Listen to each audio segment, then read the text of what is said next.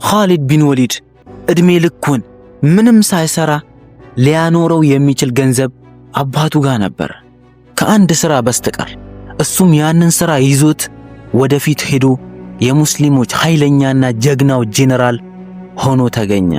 ያም ሥራ ይህ ነበር። መካ ውስጥ በጣም ትላልቅ 3 ጎሳዎች ነበሩ። በኑ ሃሺም በእምነት ላይ ሲሰሩ የነበሩ ጎሳ ናቸው። በኑ ኡመያ እነሱ ደግሞ በኢኮኖሚ ላይ በገንዘብ ላይ ሲሰሩ ነበር። ሶስተኛው በኑ መኽዙም ነው፣ የኻሊድ ጎሳ የሆነው መካን ለመጠበቅ ኃላፊነት የወሰደው ጎሳ። እዚህ ጎሳ ውስጥ ሁሉም ወጣቶች በጣም ኃይለኛ ተዋጊ ነበሩ።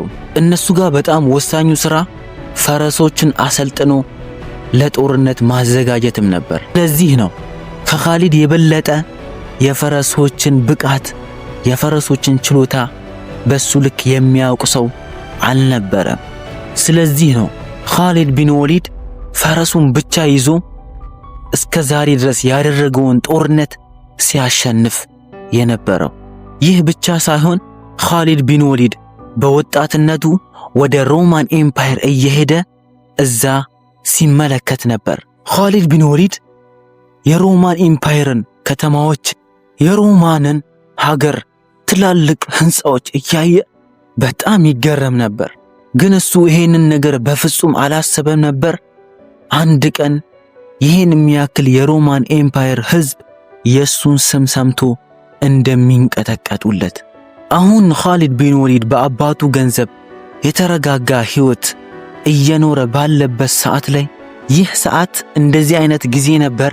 መካ ውስጥ በትንሽዬ ጋራ ውስጥ አላህ ሱብሓነሁ ወተዓላ የመጨረሻ ነብይን ሙሐመድ ሰለላሁ ዐለይሂ ወሰለም የመረጠበት ጊዜ ነበር።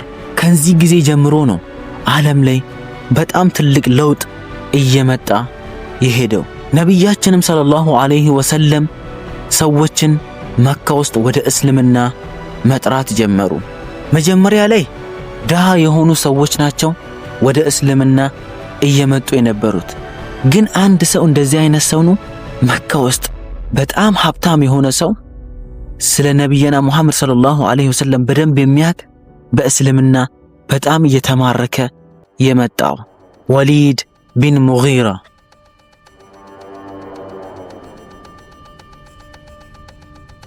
በብዛት ረሱላችን ጋር እየሄደ ቁርአንን ያዳምጥ ነበር። ከትንሽ ጊዜ በኋላ መካ ውስጥ አንድ ዜና ተሰራጨ። ወሊድ ቢን ሙጊራ የመካ ሀብታም የሆነው ሰውዬ እስልምናን ሊቀበል ነው የሚል ወሬ። ይሁን እንጂ ወሊድ ቢን ሙጊራ ይህንን ወሬ በሰማ ሰዓት ላይ የቁርአንን እውነት የነብያችን እውነት እያወቀ የሰዎችን ወሬ በመፍራት ብቻ ከእስልምና ወደ ኋላ ማፈግፈግ ጀመረ። ወደ ኋላ መመለሱ ሳይቀር እንደውም የሙስሊሞች ጠላት ሆኖ ተገኘ። ከዚህ በኋላ ነው መካ ውስጥ እየሄደ የነብያችን ሰለላሁ ዐለይሂ ወሰለም ስምን ማጥፋት ጀመረ። እንደውም ለሰዎች ምን ይላሉ? ሙሐመድ ማለት ሰለላሁ ዐለይሂ ወሰለም አንድ ድግምተኛ ሰው እንጂ ሌላ ነገር አይደለም ብሎ የነብያችንን ስም ማጥፋት ጀመረ። በዚህ ንግግሩ ሙስሊሞች በጣም እየተጎዱ መጡ መካ ውስጥ። ከዛ በኋላ አላህ ሱብሓነሁ ወተዓላ ራሱ የቁርአን አያ አወረደ ስለዚህ ነገር የሚጠቅስ ቁርአን 74:23 ላይ እንዲህ አለ። ከዚያም ከማመን ዞረ ኮራ ዓለም ይህ ከሌላ የሚቀዳ ድግምት እንጂ ሌላ አይደለም። ይህ የሰው ቃል እንጂ ሌላ አይደለም። በሰቀር ውስጥም አስገባዋለሁ። ሰቀር ምን እንደሆነ ምን አሳወቀህ? ያገኘችሁን ሁሉ አታስቀርም አትተውምም። ከዚህ ከቁርአን አያ በኋላ ከትንሽ ጊዜ በኋላ ወሊድ ቢን ሙጊራም ሞቷል። ነገር ግን ሙስሊሞች ላይ መካ ውስጥ በጣም ትልቅ በደል እየቀጠለ ሄደ። ይህን ሁሉ በደል ተሸክሞ መቀመጥ መካ ውስጥ በጣም እየከበደ መጣ። ስለዚህ የመካ ሙስሊሞች ሂጅራ አድርጎ ወደ መዲና ተጓዙ። ልክ መዲና እንደገቡ የእስልምና መንግስትን መመስረት ጀመሩ። ልክ ይሄ ሁሉ ነገር ሲፈጠር ኻሊድ ቢን ወሊድ በዛን ሰዓት መካ ውስጥ አልነበረም።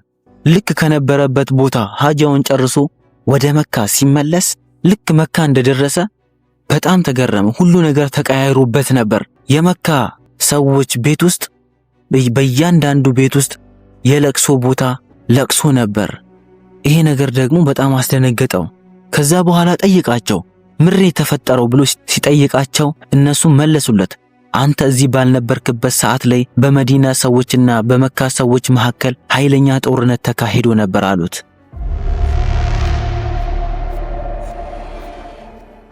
የበድር ጦርነት። እዚህ ጦርነት ላይ አቡ ጃህል እና የኻሊድ ቢን ወሊድ ዘመዶች በጣም ብዙ ሰዎች ሞተውበት ነበር። ከዚህ ሁሉ በላይ የሆነው ነገር ደግሞ ያንተን ታላቅ ወንድም ወሊድ ቢን ወሊድን ሙስሊሞች ራሳቸው ጋር አስሮ አስቀምጠውታል አሉት። ይህንን ነገር ኻሊድ ቢን ወሊድ ልክ እንደሰማ በጣም ተናዶ ነበር። ወዲያውኑ በፍጥነት አቡ ሱፊያን ጋር ሄደ። ከዛ በኋላ ነው ሰዎችን እንዳለ ሰብስቦ ከሙስሊሞች ለመበቀል ሁሉም መሐላቸውን ገቡ። ከዚህ በኋላ ኻሊድ ቢን ወሊድ ወንድሙን ለማስፈታት ሲል ወደ መዲና ለመሄድ አሰበ። ከዛ በኋላ ኻሊድ ቢን ወሊድ ሙስሊሞች እስረኞችን ለማስፈታት ያስቀመጡትን ሕግ ሲሰማ በጣም ተገረመ። ሙስሊሞች ጋር በጣም ሀብታም ሰው ከታሰረ በሀብቱ ልክ ነበር ከፍሎ ራሱን ነፃ የሚያወጣው።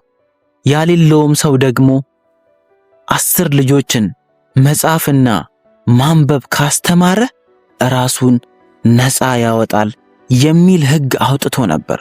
ኻሊድ ቢን ወሊድ ልክ መካ እንደደረሰ አንድ ነገር ተረዳ። ሙስሊሞች የሱ ወንድም ላይ በጣም ብዙ ገንዘብ ነበር ያስቀመጡበት። ኻሊድ ቢን ወሊድ ወንድሙን ለማስፈታት 4000 ድርሃም ነበር የከፈለው። ይህ ገንዘብ በዛን ሰዓት በጣም ትልቅ ገንዘብ ነበር።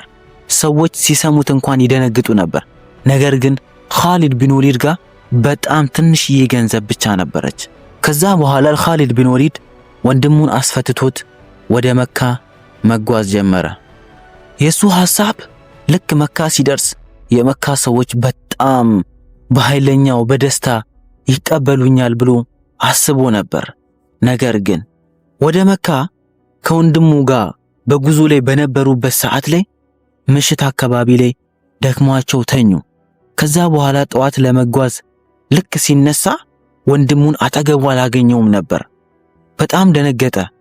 ከዛ በኋላ የሆነ ደብዳቤ ነገር አገኘ።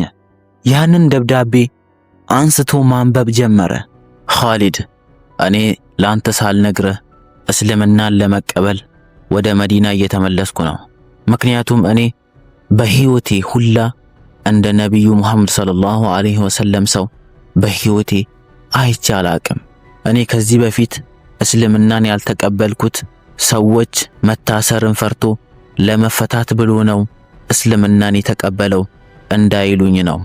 አሁን አንተ ካስፈታኸኝ እንደ አንድ ነፃ ሰው ሄጄ እስልምናን ለመቀበል ነው የፈለኩት።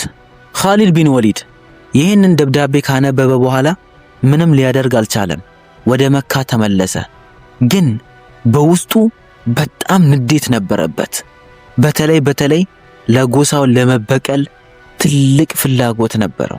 ከዚህ በኋላ ነው አቡ ሱፊያን የዚህ የኻሊድ ቢን ወሊድን ንዴት ለመጠቀም ብዙ ሰዎችን ሰብስቦ እሱን ለመጀመሪያ ጊዜ የራሱ ጀነራል አድርጎ ሾመው። ከዚህ በኋላ ነው 3000 ወታደሮችን ይዞ የመዲና ሙስሊሞች ለማጥፋት መጓዝ የጀመሩት። ሙስሊሞችም 1000 ወታደር ሆኖ እነሱን ለመዋጋት ተዘጋጅቶ ነበር። ከትንሽ ጊዜ በኋላ ከሙስሊሞች ሙጃሂዶች ውስጥ 300 የሚሆኑ ሙናፊቆች ከአብደላህ ቢኑ ሰሉል ጋር ከጦርነት ራሳቸውን አስወግዶ ወደ ኋላ አፈግፍጎ ተመለሱ። ከዚህ በኋላ ረሱል ሰለላሁ ዐለይሂ ወሰለም 50 ወታደሮችን የኡሁድ ጋራ ላይ አስቀመጣቸው።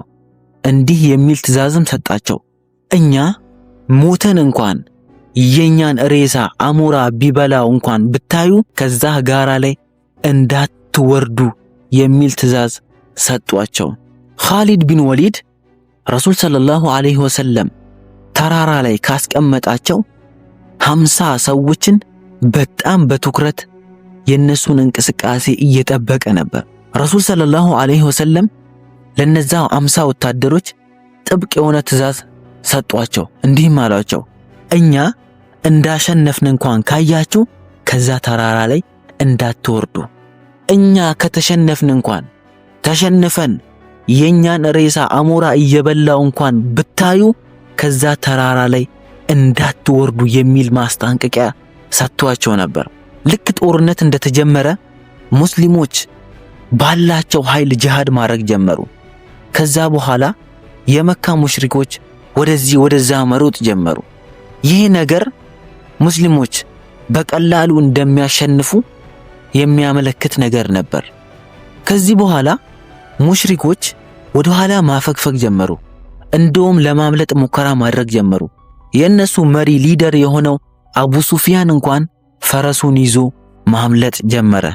አቡ ሱፊያንም ሮጦ ኻሊድ ቢን ወሊድ ጋር ሄደ።